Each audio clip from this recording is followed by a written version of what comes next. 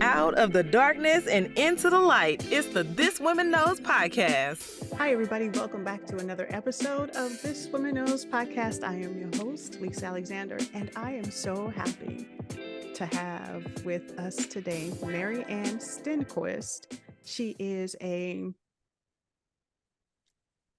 brilliant woman who is going to help us with our shopping habits that we have. So if you overspent during the holidays, if you are looking at your credit card bills, this is January, and you're not quite happy and you're looking at income and it's not where you want to be, we have a wonderful spending coach in Mary Ann who's going to walk us through this journey and how we can be better in 2024. So Mary Ann, welcome to This Woman Knows.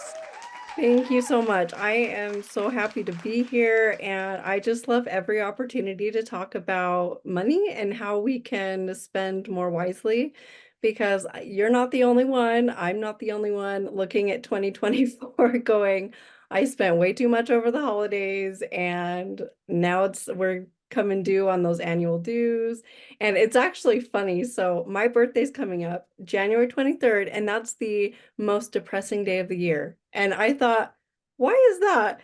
I looked into it, and it's because there's no holidays. People are in debt from the holidays. There's no all the annual, the bonuses have been done and you've spent them. I thought that was so interesting. I'm like, maybe this was a sign. I was meant to be born on that day to like research into why, because it can be the most wonderful time of the year, and then January hits and it's like, oh shoot. Yeah.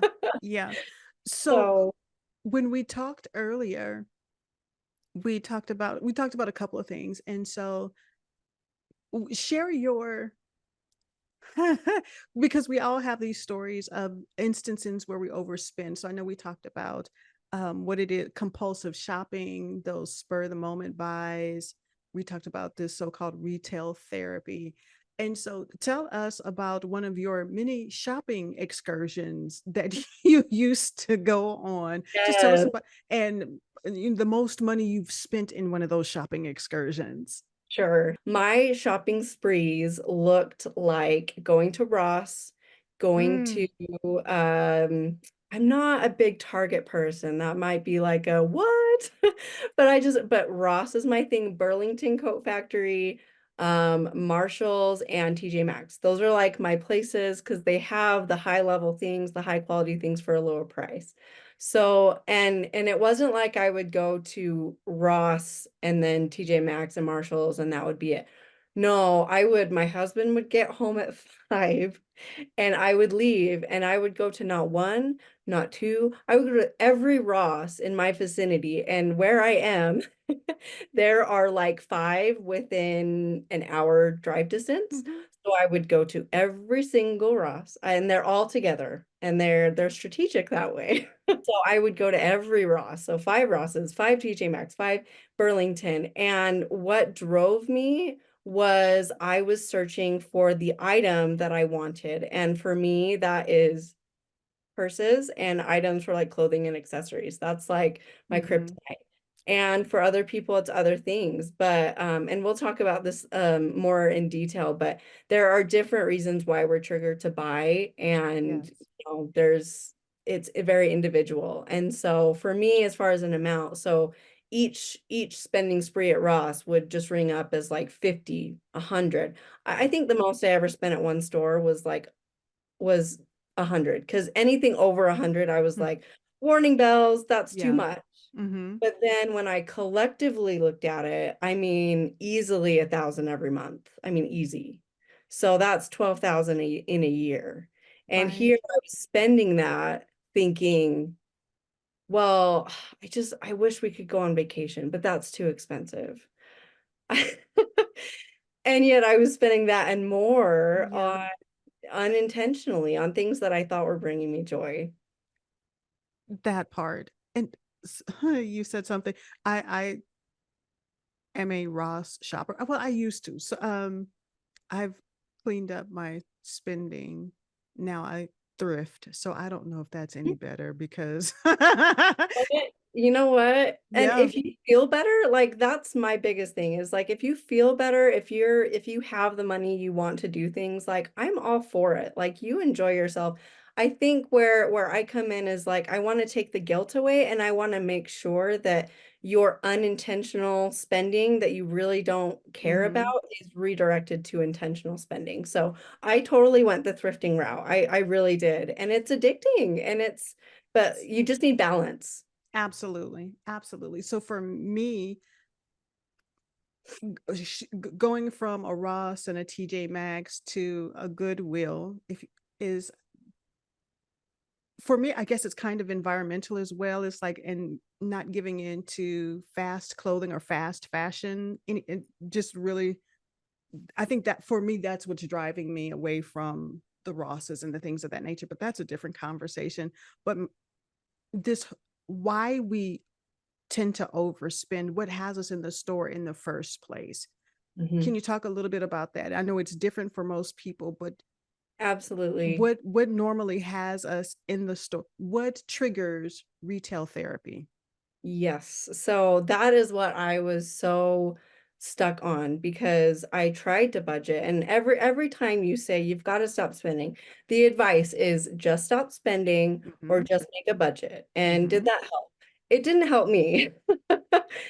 And I just was in that rut every single month. And so I finally just said, okay, let's look at my spending. Obviously, my money isn't going where it needs to go. Mm-hmm. Where is my money going? And that's where I saw all of this unintentional spending. And it felt like such a need. You and I talked about how spending, it's not a want and a need. It's not that simple. If you really want something, you can justify that anything and everything is a need. Mm-hmm. And so that doesn't, it's not really applicable, especially for people that struggle with overspending. Now, I will say, if it's not overspending, that's what we're talking about. It's something else. So we're Mm-hmm. talking specifically about overspending. So then I wondered, my drive to shop is so powerful, there's got to be a reason for why that is so powerful. Logically, I know that that's not the most important thing for me, but what is triggering that urge? And so when I started looking at my spending, I started seeing trends and patterns like buying on bargains. I was going to thrift stores, I was going to my Ross and TJ Maxx, all of that. And I saw trends. I saw all the times I was buying a bargain and all the times I was buying on impulse. Mm-hmm. And I just wondered, are these trends, are they unique to me or are they unique to everyone that struggles with overspending? And I thought maybe there's something to this. And so learning that it wasn't just me, it was most people I talked with, that made me look into stopping spending before it happening and why we end up in the stores. And I did research on that, and there's no research on that, at least that I found. The things that I found is the psychology of marketing, and it says Yes. marketers get us. Well, we're on the consumption side. And then the other researchers said, well, you're a spender, make a budget. Mm-hmm. I decided to make my own approach and I decided to just track from like instead of looking back at past purchases, Right. I looked at from here forward. So I just kept my receipts, started marking the items that were unintentional, and I started to realize that I was making these impulsive decisions before or I mean, while I was in the store, I was making these decisions not intentionally. It was just like, I deserve a candy bar. I deserve, oh, that's cute. But what led me to the store was I felt like I needed an escape. I needed to get out. I Mm. felt like I was not getting my needs met at home with two kids under 5 and my husband gone. I needed an escape. And then I realized what's really driving my urge is not feeling good about myself. And so I Mm-hmm. needed to buy items that made me feel good. There is a reason why we buy, and no one talks about it. And it's Mm-hmm. my mission to stop it because once I realized that it was a chemical reaction and something that I could do about it, then it was like, well, that's a game changer. I just need Mm-hmm. a different motivator. I need to find something that is motivating for me that has lasting value. And instead of clothing and purses, my Mm-hmm. thing is I love to have convenience. I love to learn about personal development. I love to go out with friends. And I was, instead of doing those things I truly value, I was spending that money and time on things that I thought brought that value. Mm-hmm. That is so good. So, as a recovering emotional eater, so much of this is the same. The thing that drives you to the pantry is not hunger, Mhm.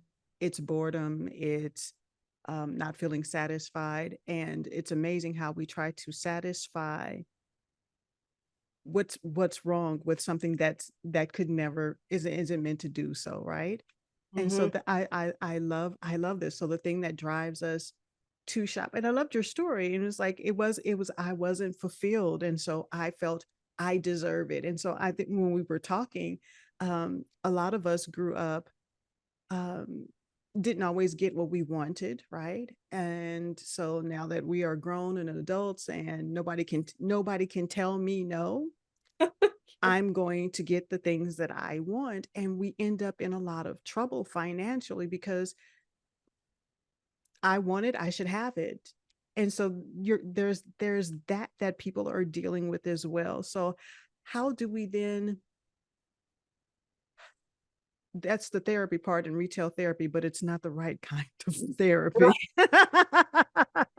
Yeah, we always joke, shopping's cheaper than therapy, but no, not my shopping. That's not true. So your question is a very good one. Like, where do we start? And Yes. there's a lot of different avenues. And where I started was looking at those needs that weren't being met Mhm. and really looking into them, not just saying, I don't feel fulfilled at home. I don't, the easiest way to answer that is actually by just talking about all of us as humans have basic needs. And I remember just because, and I've done research, but most people I talk to remember the hierarchy of needs, Maslow's hierarchy, where you have the Yes. bottom needs of physical safety, you have food, water, shelter, and human Right. relations. And then the next tier is the like connections. And then the next tier is like love and belonging. And so I I have found that most, if not all, triggers to spend come back to the needs are not being met. And so I have a quiz and I've developed what I call the 6 spending types. And I'll just give examples of each and how they correlate with those unmet needs. So the And necessity. before you do that, Oh, yeah. let's take a quick break, and we'll come back. Marianne will give us her 6 tips right when we come right back.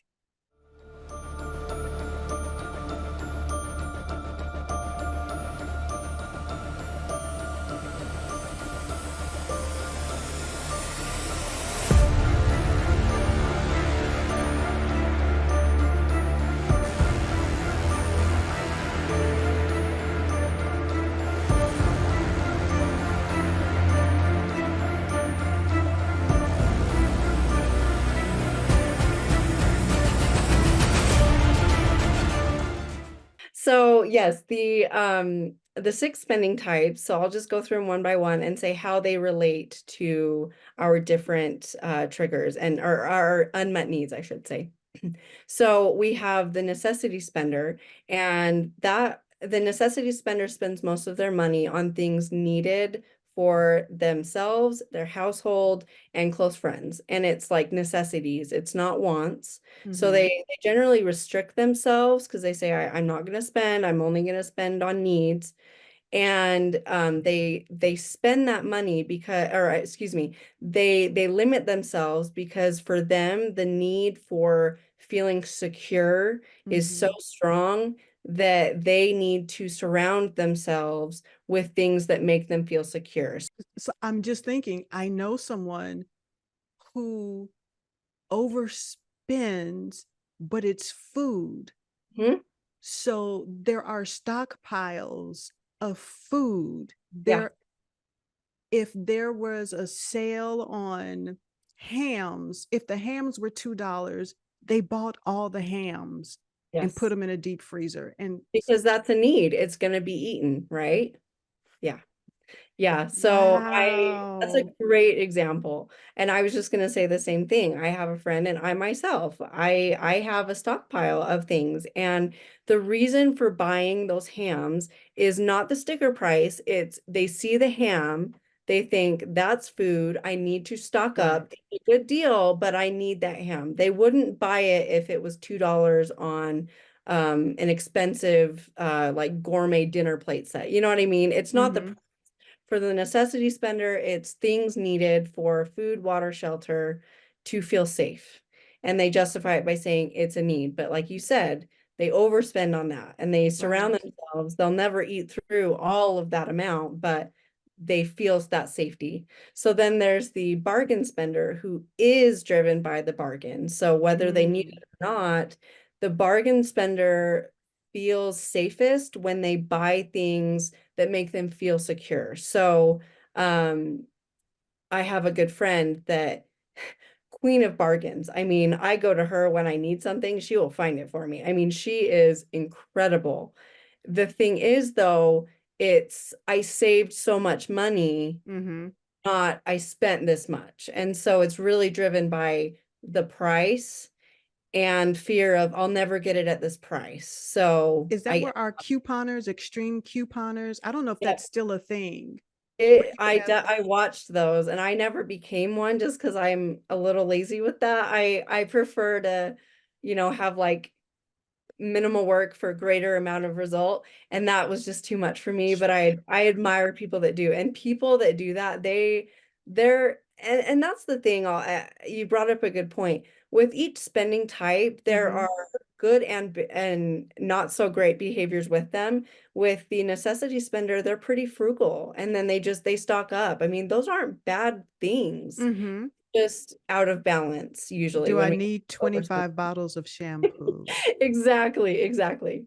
Yes. Okay. And then the bargain spender, it's a great skill to be frugal and to be finding those bargains, but it's that balance. Are you Yeah. overspending when you don't need to? And so we have the third type, which is the emotional spender. And Mm, that is someone that is buying primarily during times of heightened emotion. yeah. That is Mm-hmm. my spending type. I'm all of them, so I don't judge anyone.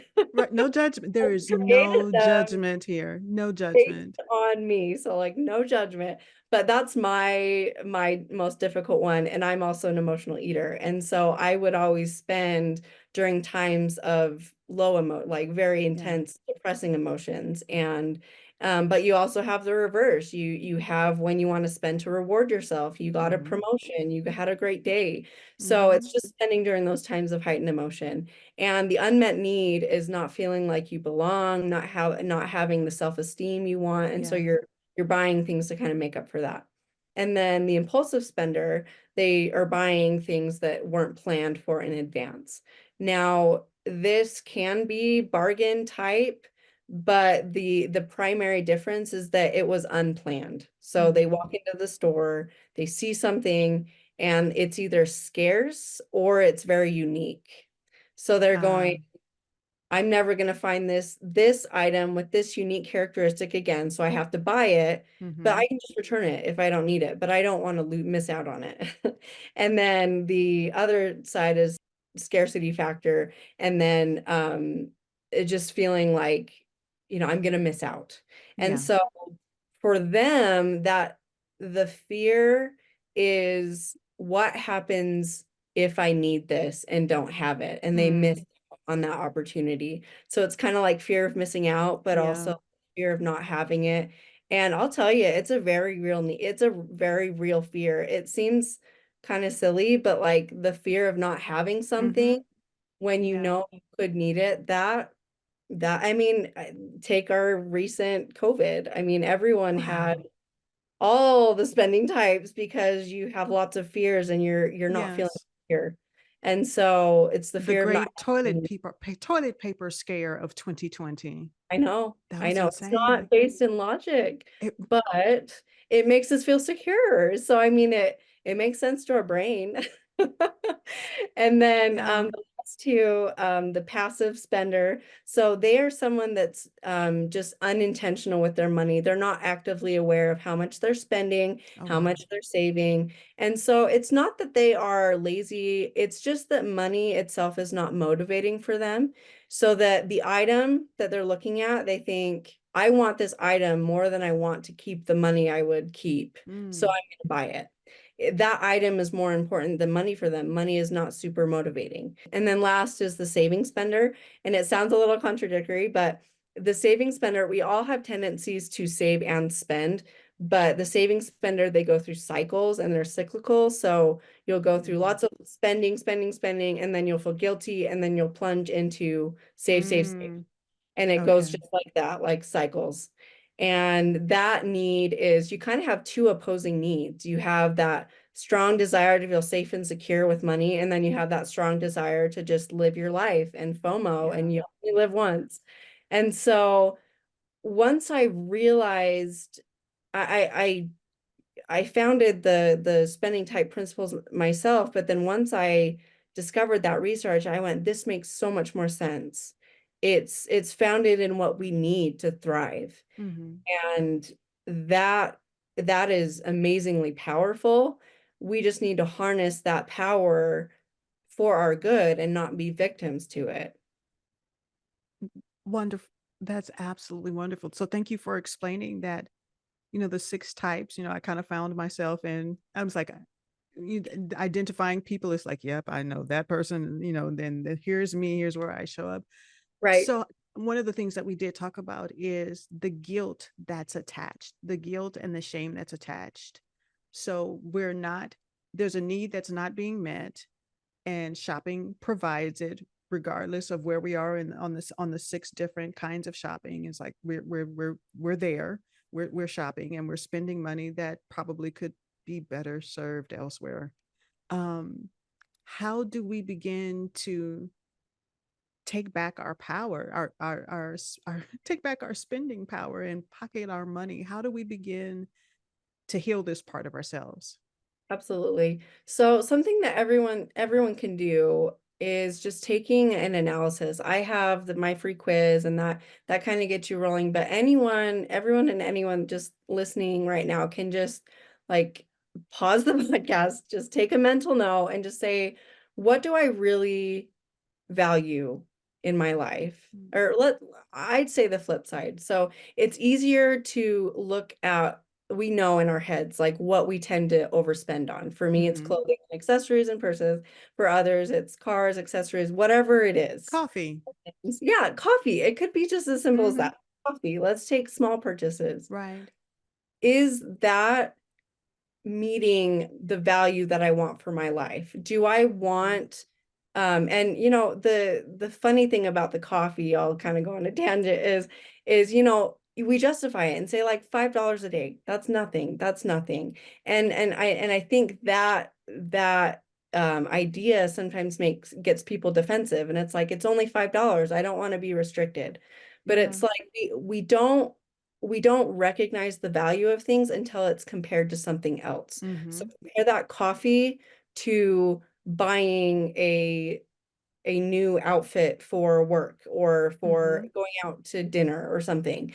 Do you value the coffee more, or do you value that activity more? Mm-hmm. And usually it's, I value that activity. So maybe you're stuck with your coffee. You're like, I'm not giving this up. That's fine. I don't want you to feel restricted and go Mm-hmm. the opposite way. So Yeah. let's do something else that you find yourself buying that you go, maybe I could stop. Maybe I could lessen that. So for me, what it was seeing that I was buying all of these purses, all of these things because I value looking good. Mm-hmm. And instead of putting all of this money into a totally new wardrobe and to just like top to bottom had to do, not anything fancy, not designer stuff, but just really nice things, quality items, I realized I would much rather save up and put Mm. that $10, that $20, that $50 share. I'd rather put it aside and put it towards a closet makeover because I want to see what I have. That's the Yes. problem. I don't see what I have. And I Yeah. enjoy seeing what I have. We Yeah. enjoy wearing what we bought, and yet we just think I have nothing to wear. So we buy new things. And so now every time, and I'm not a recovered shopping addict. I'm not. It's something I struggle with every day, Mm-hmm. Mm-hmm. but I don't feel enslaved to it. And I feel like Ah, I have a choice where it's like I would rather this money go towards something else. And once I embraced that decision of I have a choice, I'm empowered, it's addicting itself. It's like to see that money grow into something that you yeah, really care about. That's what we need to do. We need to see growth, because if we don't see progress, we're just going to right. say, well, forget this. I'm going back to my old ways. It felt better. So we definitely we take a step back and we assess. Should we is this something that you recommend that we do on our own? Because I know Yeah. accountability is a big thing. And sometimes money is so personal. It's a really a private thing. And it's like I people we don't share, Mhm. especially we don't share our money stories or our money struggles. Um you don't do that. So how do you begin this the way out or uh, getting help for this? What do you recommend that we do? It's like if I know I can't be trusted in a chips and cookies in a pantry is not a good idea.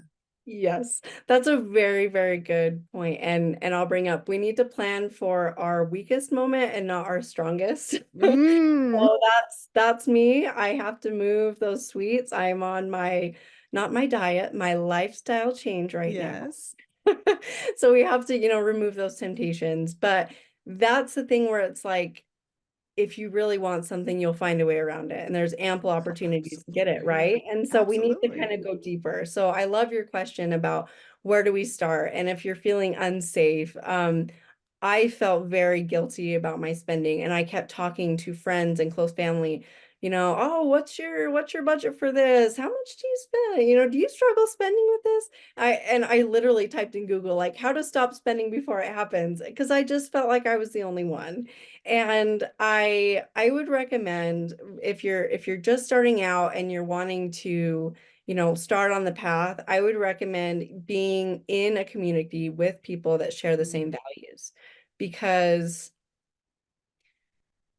if you're feeling shame about that spending behavior in the past, you're going to feel like you're the only one. And if you're surrounded by people or who are amazing budgeters or who have like all the nice fancy things, it's so hard to not think like what's my problem, or why mm-hmm. why am I not doing this well. So finding a community, and that was where I initially started, was I just wanted to found a community of women, of like people, and men of just like-minded, that they're wanting to do better with their spending and not feel guilty, and just be in a community where they can say, I did really bad today, but I'm still trucking along. And hearing other people, that empowers you to be accountable to someone or some community. And so that's where I started my Money Make Under community, was just an open forum for just, let's just get comfortable talking about money. And Yeah. it's still taboo even within the Yes. community. And it's gonna be a taboo that's difficult to break just because of the society we live in. And so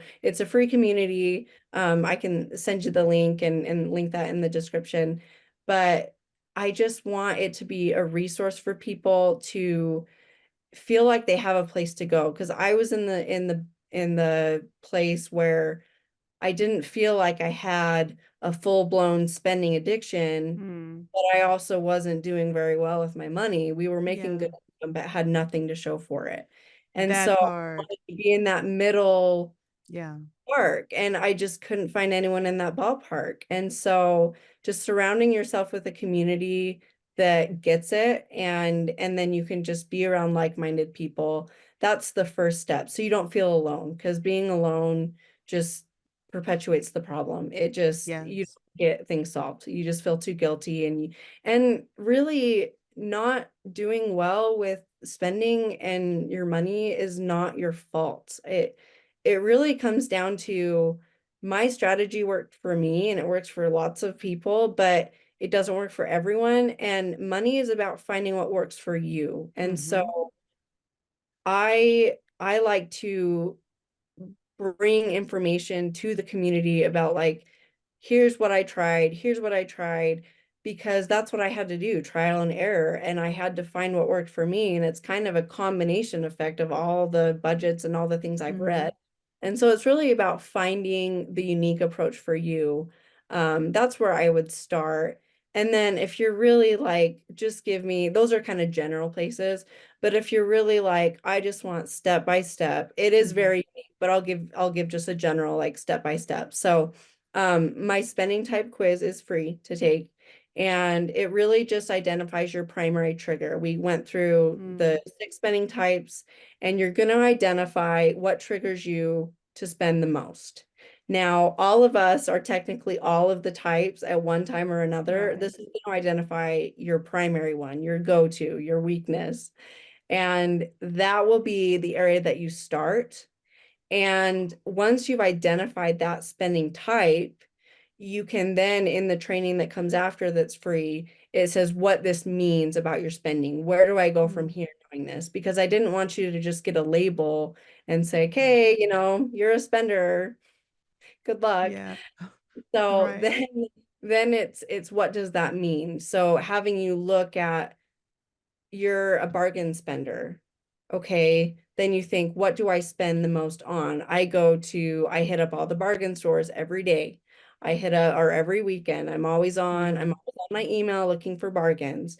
You are very able and capable of identifying the areas and things, but you just need to be given a place to start.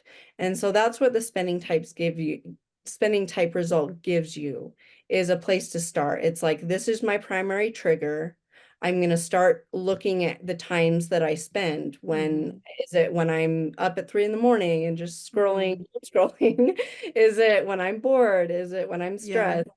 It's things like that, just bringing awareness. And so that would be, besides finding the community and learning different strategies, the next step would be take the quiz, just to get an idea of what triggers you to spend. It's unique for everyone.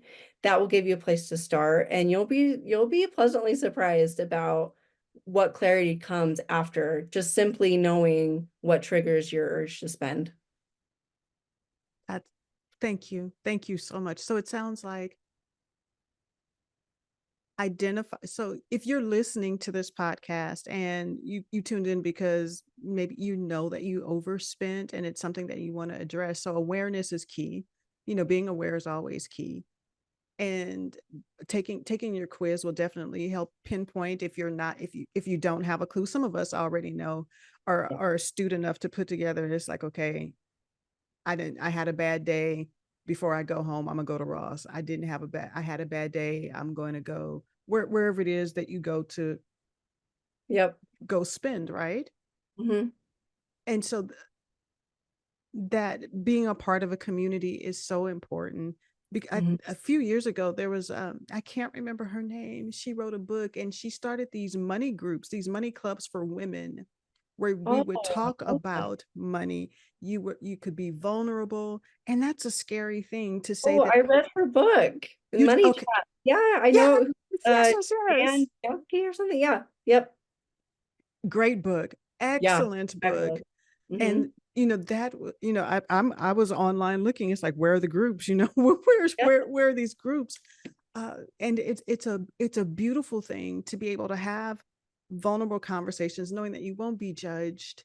And I think that's the scary part, is like, so whenever you have this inner thing, this inner secret, that you have this secret, bringing that secret to light, sharing it with your spouse, or your partner, or just with friends. And it's like, this is something that I do. I don't want to do it anymore. And it's like, I could have gone to Hawaii for all the money that I've spent at Ross. I could have been, or at Kroger, or at HEB, because I've got 50 cans of Tide, and Right. it's just me and my husband. And it's like, why do we have 50 boxes of Tide? This just makes no sense. And so, Yeah, I love that. Just getting comfortable talking about it. And the other thing I was going to yes. mention is looking at your spending and saying, if someone were to look at my spending and Mm. see that I'm going to Ross, I'm in my personal spending, I'm going to Ross, Mm-hmm. I'm going to TJ Maxx, I'm going to this, I'm going to 5, 10, 15 in a night. No joke. What does that say about me? And that says Mm. that my values are around appearance, around shopping. Yes. And I went, I mean, we spend our time around what we value. And I went, Yes. I don't value those things. I value my family. I value my Mm. work. I value my job and friends. And it wasn't reflected in my spending. So I Yeah. think that's a good question to ask yourself, to just say, does my spending reflect what I truly value? And if it doesn't, then let's talk about it. Let's Yeah. get you spending on what you value, because that will bring you true happiness and not that temporary fleeting happiness Yeah. of any one item. It's for people that are in situations they find themselves maybe in just a bad place financially, because that's real for a lot of people living in the United States. Mhm. Just it may look pretty, Yeah, but once you get underneath and you get into the bank statements, you'll find out that it's chaotic for a lot of people. yeah, And so when you have people that are struggling and then make decisions based not on the reality of their situation, but it's all gone to hell in a handbasket anyway. I'm going to go out and do the things, buy the things.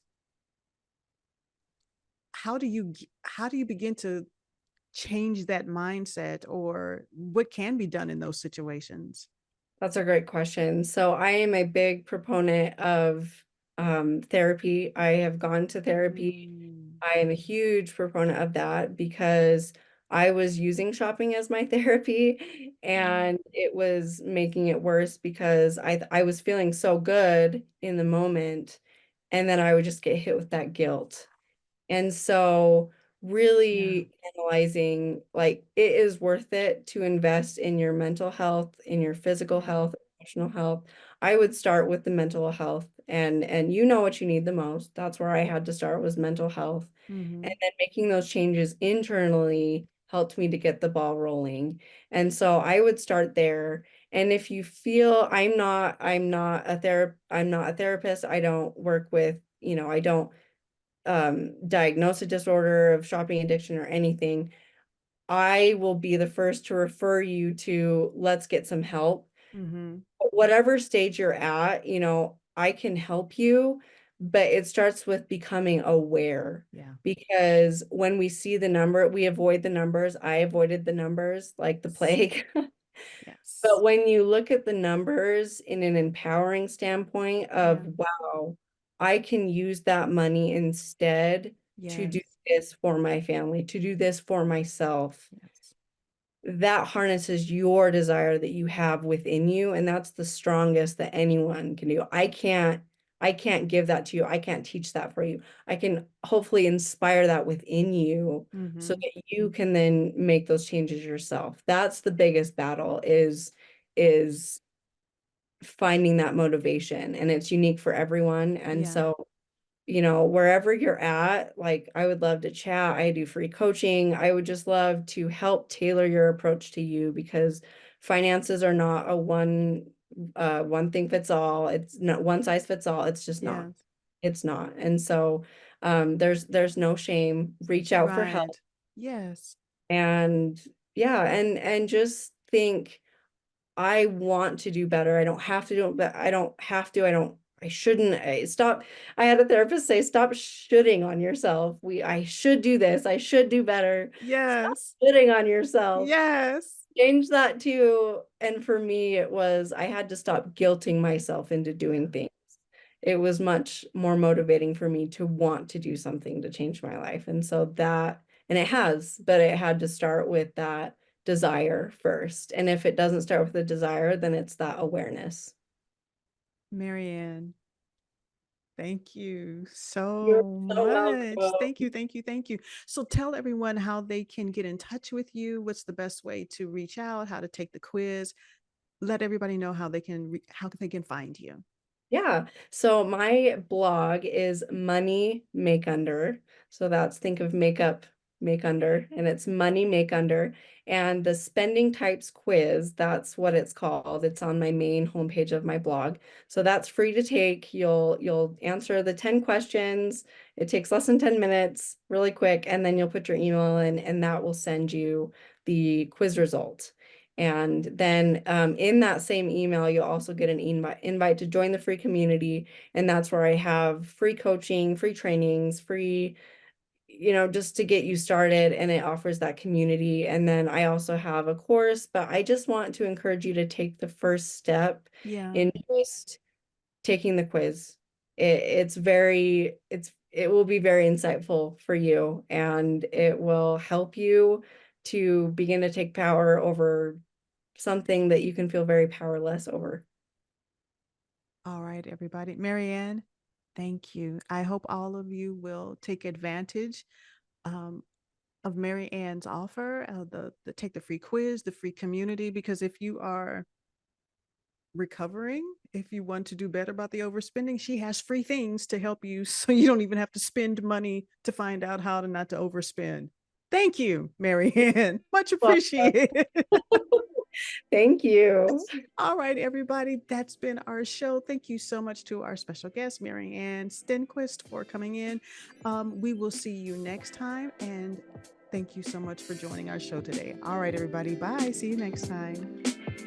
Thank you for listening to another episode of This Woman Knows podcast. For show notes, blog posts, guest booking information, and sponsorship opportunities, visit us online at www.thiswomanknows.com today.